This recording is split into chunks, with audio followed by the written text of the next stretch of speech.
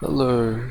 So here is a picture of the nervous system, and as you see, it's a nice one because it's got the brain and the spinal cord in purple. You can see the spinal cord is the central nervous system here. As you see, it's in the center, so it is in the central area. And of course, the brain is kind of like the major controlling organism, a little bit like a CPU, a central processing unit or central um, organ for the nerves. And then we have the peripheral nervous system.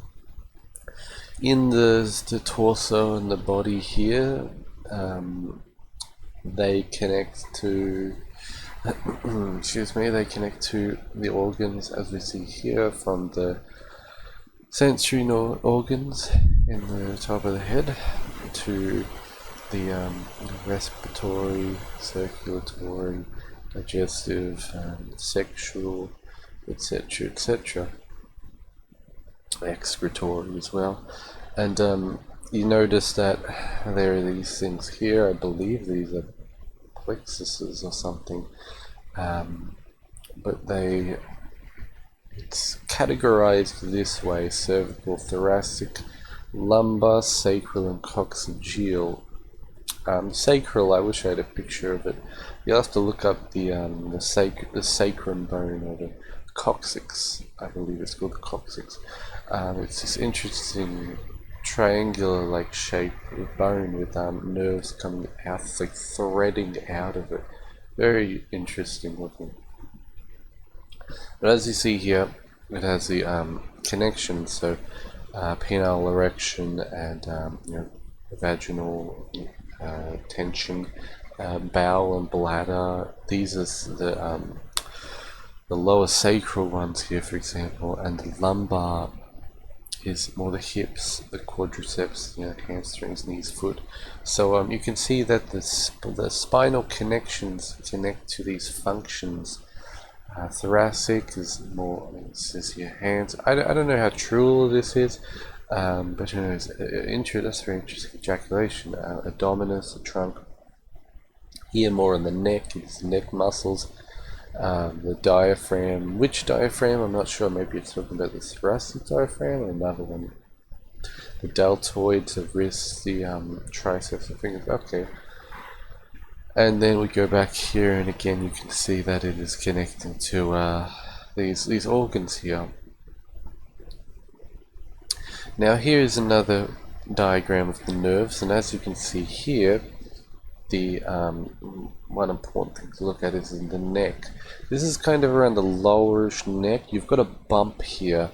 It's actually a plexus. It's one of the major centers. It's a very important plexus. You can get a lot of tension here, and you want to try to relieve the tension. It's good to do that because it actually connects. You see how it threads all the way through your arms here? You've got 1, 2, 3, 4 of these major nerves. Now, I wish I had a three-dimensional model that I could go through, because I'm not sure how accurate all of this is. It could just be artistic rendering. I'll do that in another thingo to what's it called? Another video to try to compare it with meridians. Anyway, but as you see, you've got this entire nervous system that runs down. It wraps around here, going to your organs and all through your body. And then the back area. So this is your butt here. This is kind of the tailbone right here. This is the sacrum, or I think they call it the coccyx. And it's the sacrum region or something. Well, this is the sacrum, and this is the sacrum up here. This is the coccyx. Either way, it's all good. And as you see, it comes out, the leg ones come out there, and you can actually feel that, and it goes around the back, I believe, the butt region, these nerves, which is why if your butt starts to turn off, or it starts to go numb, you'll feel it around, or your leg goes numb, whatever, you'll feel it kind of around here first, usually. So now that we have a basic idea of the anatomy, one last one, I guess. The main thing to notice with the brain is that you have the cerebrum above, and you have a lot of interesting bits here. This is the center of the senses, center of, spirit, if you want to call it that, the consciousness, and another part is the cerebrum at the bottom. Now that we have a firm idea of the nervous system, excuse that, we could talk a little bit more about it. Now, I think of the nervous system as a kind of like cables, like copper cables running through electronics. What do copper cables and electronics do? They provide power. Our nervous system, I believe, is also like that. I think that the brain is an electrical, kind of like I'm not, to be honest, I'm not actually sure how a Tesla coil works, but I know it is a coil of wires, and on top usually you have some kind of ball, and hopefully I'm not thinking of a Van de Graaff machine. Maybe I am thinking of a Van de Graaff actually, yeah, which is like a belt, and the belt is like a fabric which gets brushed by like metal wires, and then on top you have a ball, a static ball of like a metal, like aluminium wrapped. Maybe I'm thinking that, but I guess you can also think of almost like a Tesla coil as well, where you've got this very I'm not sure, maybe you can think like low hertz and high hertz, something like that. But the energy at the brain is very refined, it's very quick, it's very, I guess, electrical. Or the energy at the bottom is more like magnetic, it's slower, it's more powerful in a denser power way. But the one at the top is like a silent power, like imagine like an electric motor. It's silent, hopefully if it's a good one. It's silent and quick and very, very powerful, but only in certain ways. Well, the one at the bottom is more like a gas-powered motor, where it's a bit more physical. It moves physical locations due to combustions and explosions. Here we have the guts here, which we extract energy from in very slow ways. It's not going to create a great electric shock unless you convert it upwards to this electrical energy. And we also have the arms and the legs, which are taking this electrical energy. I think in the body it's some kind of bio-ion, or it's ionic or something, so you can think bioelectricity. But anyway, we've always got a current, I believe, running through the nervous system. So we've always got a current being supplied. So I like to think that the nerves give power to all of these things. And we all know, without electricity, things can't run. But kind of like a car, cars also run on petrol, unless they're electrical. You can think of the blood almost like maybe like a refined, nice petrol or something. Because you got to have the blood, which supplies the physical organ, so the actual physical structure. But the electricity is like the thing that turns it on and controls it. As you see, the brain is this intellectual controlling unit, and it like turns the organs on and off, and controls the rhythms or such, I would imagine. Of course, probably some of this is done electrochemically. So there's all kinds of chemical stuff going on. But electricity and chemicals together creates an electrochemical, chemical being blood, being, I guess, the chemical carrier, probably in this scenario. This is all hypothesis, but it's to kind of give you an idea. So what happens if the nerves at certain areas are not functioning? That's one of the main topics of today, among a few others. Now, excuse me for a second, I'm going to blow my nose.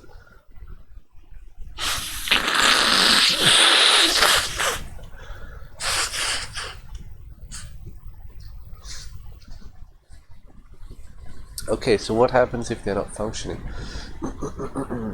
In energy cultivation, we learn to feel the nerves.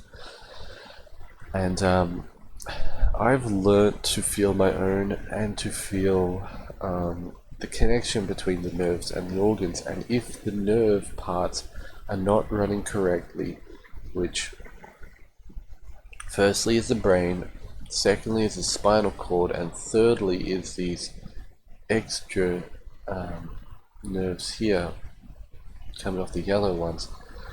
If part of the spinal cord is not functioning correctly, some of the organs are not functioning correctly. For example, you could have a kidney or a bladder problem, genital problem. You could have, adrenal gland. It could be a stomach problem if you have something like here.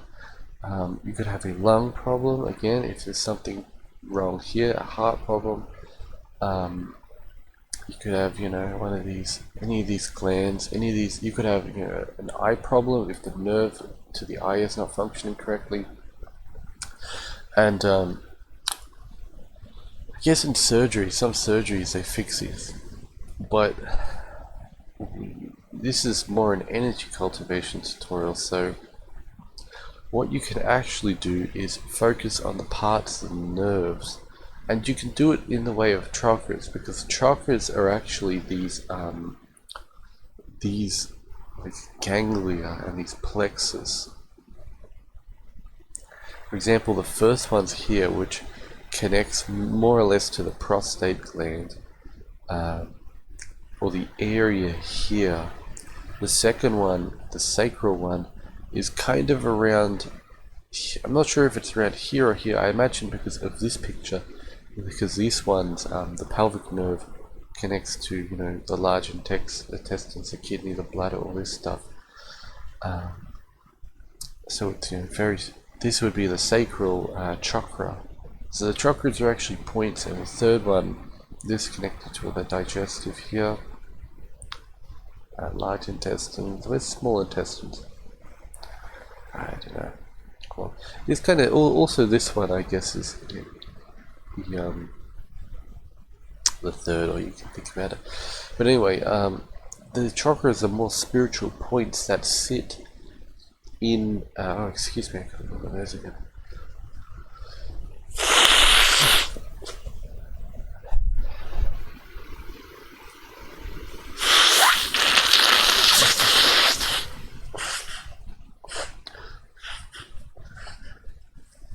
I was actually developing a special head exercise, which I'll talk about later. And I don't know if anyone gets sick from exercise, but I can. I think it's because it's like a purifying thing where it, like, gets rid of a lot of toxins in the body, which I'll talk about in another video. But I got rid of a lot of junk in my brain, and it made me a little bit sick. So I hope you, I hope you don't mind. It's not interfering with the video. So anyway, chakras are basically spiritual points, meaning non-physical spatial areas in parts of the spine. And if you can actually see them with psychic vision, around up here, they look like points of light, or giant, or in the body also, it's giant like orbs of light, kind of like suns, like a interesting glowing moon, like a purple moon in the brain. Anyway, so you can focus specifically on these chakra points, or you can focus on the entire spine, and you can do spinal meditation. And this is a very relaxing meditation if you relax. Of course, you want to be careful. You don't want to burn anything out. Because just for example, if you work too hard on Kundalini and Kundalini meditations and you pressure too much, you can actually burn out areas of the spine, and that's caused through excessive tension. So just keep that in mind. You'll feel it. You'll feel if you're working with too much pressure. But sometimes you need a little bit of pressure to break through blockages, which I guess you can think of as like a metabolic waste or toxin held in parts of the nervous system. And what happens is, just say you have a a nervous system issue around here. The physical organs as well will build up with like a metabolic toxin. The blood will be cold, cold blood stagnates, or cold liquid stagnates. So if you start to bring more heat there, you'll wash it out. You'll feel a bit sick actually, or a bit uncomfortable, but you can wash it out. So through focus, through using energy cultivation techniques, you can actually feel out these areas and clean it out. And the spine is like a master controller, so it's a very good one to work with, and also because it deals purely with electrical energy, bioelectric energy. So you just, wow, will that shit, and it like, you'll feel it. Yeah. I'll go over meditation a little bit later.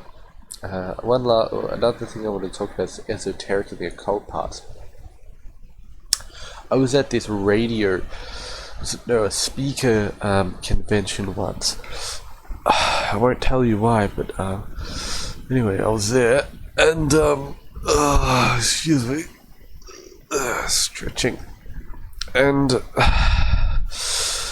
there was this speaker which apparently was picking up like the AM or the FM radio, just the natural radio waves from radio towers that were projecting from, who knows, it could be like 100 kilometers, 200 kilometers away. Maybe not. Well, I don't know. I think it goes to like 250. Anyway, so it's like the speaker was picking it up.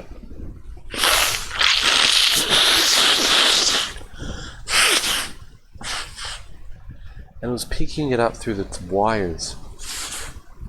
It had these giant, hefty power wires, and apparently it was picking up the FM radio and actually playing it, or the AM radio, I don't know which one, through its like power cable, like the one that you would plug into the wall.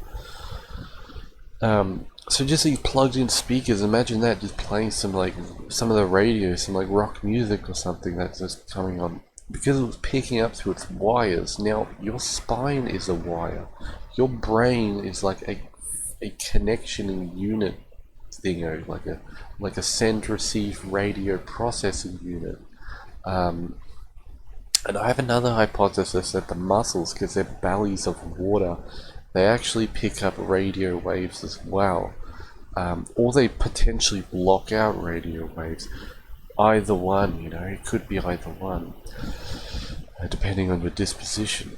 But anyway, I had this idea that this is how psychic phenomena works, where our nervous system, we're actually feeling electromagnetism, and some people put magnets in their fingers. You can do this like a self-surgery. They put magnets in their fingers or their hand, and apparently they can feel electromagnetism because of the vibration of the piece of metal. Now I think we can do it ambiently, but you just have to practice the sensation, and that's more, putting a piece of metal in you is more like a you're just like enhancing the sensation. You just make it more noticeable. So yeah, I think things like psychic, like telepathic communication is we're just using our nervous system. We're sending like radio waves between each other, or a certain kind of wave, electromagnetic wave, like a radiation. And I think psychic people, usually they're quite watery in either their disposition or in their or they're quite nervous system based. So bladder and kidney, all that based, or nervous system based usually.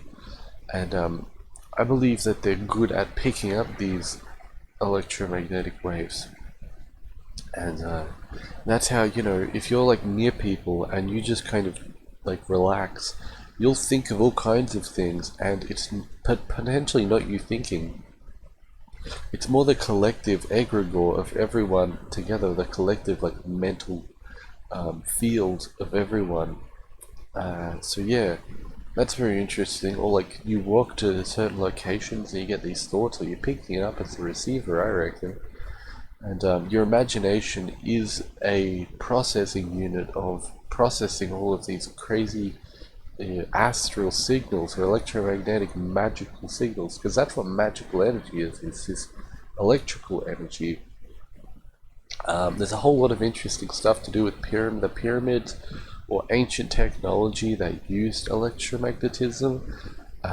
Yeah, so it's hard to find, but there were things like batteries and receivers and transmitters. And supposedly some people think they had things like, scrying televisions essentially, or, resonators and all kinds of crazy old school electrical technology. So I do think people back then knew a thing or two, at least the wise, the average peasant probably just saw lightning and was like, wow, that's cool. So yeah, that's psychic phenomena, I guess.